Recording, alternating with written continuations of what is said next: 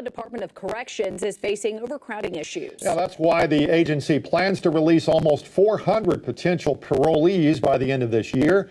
5 News reporter Catherine Gilker shows us how the state can release so many at once and what it could mean for our county jails.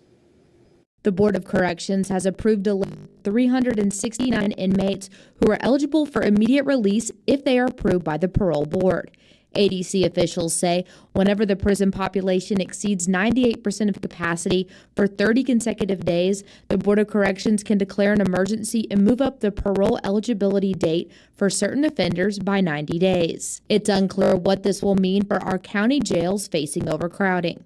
At the Washington County Jail, 104 inmates are waiting to be transferred to the Arkansas Department of Corrections. Well, hopefully we'll get to send a few down, but generally, we've been through this multiple times, and they've got to spread it around statewide. So as far as the level of impact that we free up beds here, it's not very much. Sheriff Tim Helder says the jail's maximum capacity is 595.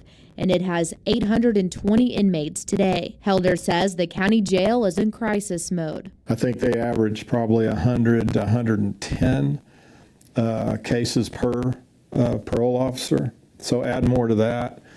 It's virtually impossible for them to lay eyes or hands on these folks on a weekly basis. Helder says a portion of these potential parolees will likely end up in our area, which adds to the caseload of our local parole and probation officers. If it wasn't by standards that we should have 85% of capacity, we'd still have more people than we have actual beds.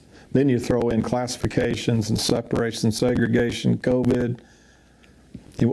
We have no space. The Sebastian County Jail has 63 inmates waiting to be transferred to the Arkansas Department of Corrections. It is also over capacity, according to the Sheriff's Office. In Fayetteville, covering news where you live, Catherine Gilker, 5 News.